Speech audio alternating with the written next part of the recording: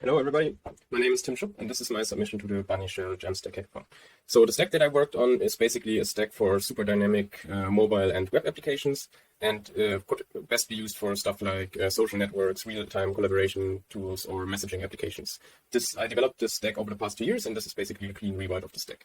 It consists of a Django backend set up with REST framework for writing APIs and a bunch of other convenient tools for writing APIs faster. And it comes with a salary setup for offloading more time-intensive or scheduled tasks. It comes configured with full code documentation and API documentation. The API documentation is currently also deployed. Let's see if I can also deploy the code documentation until the end of the hackathon. Then it also comes set up with Django channels and some basic channel consumers implemented. This is meant for real-time updates to the clients when some backend data changes. The frontend itself is React and served in Next.js. Currently, it's implemented in a way that if the user accesses the web application, the backend will request the server-side rendered page from Next.js with the user data, so we get full server-side rendering even with the user data, while in a native export, the page is completely exported statically and the user data is fetched from the backend, but it can be saved in local storage, so the app can also be opened in an offline mode, displaying a small offline banner. This is also part of my custom implementation and part of this repository.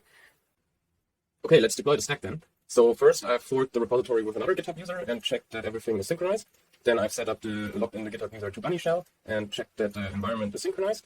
Now I can create the environment. Let's call it Tim's stack.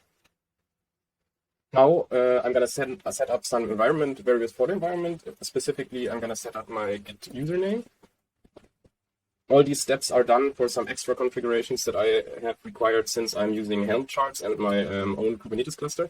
But don't worry, I've included a second template that just pulls pre-built images and that should work on any other Kubernetes cluster as well without the build process. But since I want to use the build scripts from my GitHub CI, I've set up some extra steps. So let's deploy this now and then I'm going to show what these extra steps are. So there is an image manager component. This image manager component will use the GitHub API and the GitHub token that I just added to remotely call the workflows that build the images for our backend and our frontend. It will give them a unique tag, and it can also delete the images when we're done with them. What it will also do is it will authenticate the namespace to pull images from my private GitHub container registry. I had to do this because Bunnyshell currently doesn't support GitHub. Then there is another component, the ingress manager. And the ingress manager takes care of setting up the ingress with my private hostname. So as you've maybe seen in an environment, you can also configure a hostname. And this here will assure that everything gets published under my hostname. More details on how to configure this on your side are contained in the README. So let's look at the things being deployed.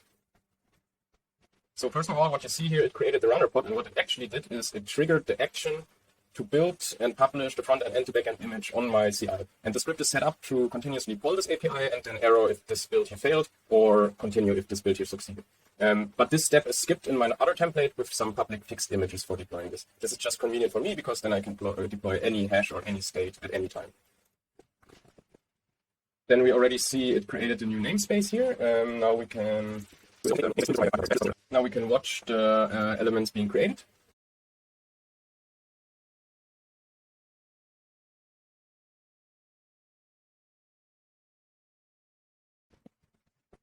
Here you can see it automatically configuring the ingress with my custom host domain. And it also has cert manager setup, so it will automatically request certificates for this as well as directly enabled. So now let's wait for the challenger to solve the HTTP challenge. And once this is done, we can access the web page via HTTPS. So now we're done with the deployment. Take our ingress URL and visit the deploy page. Now this automatically comes set up with some test users. So let's log in with the admin test user. Now here you can see the mobile banner, so this one will indicate the actual connection.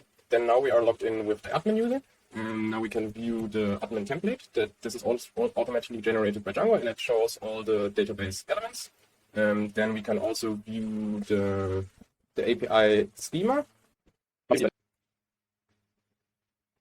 Now with the correct API schema entered, you can see the automatically generated API documentation.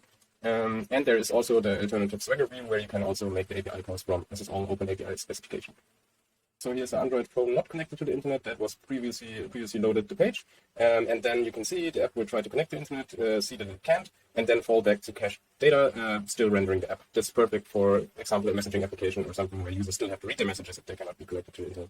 This is all managed by my custom connection banner implementation, which is part of the repository. And here you can see an example of writing the APIs using data class serializer and the Django REST framework. And this is sufficient to have a fully typed API and generate open API specifications.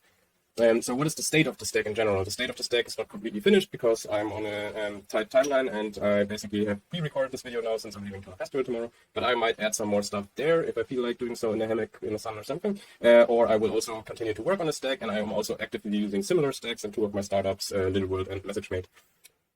Generally, please refer to the README for some further details. Here you can find all the customizations and tools I've written for this, and also reference for all the other open source projects that I'm using in here. I also put a Apache 2.0 license for all the code that I've written. And I've also added Bunnyshell feedback markdown file in the root of the repository, which is a general review of my experience using Bunnyshell. So thanks for listening and have a good one. Cheers.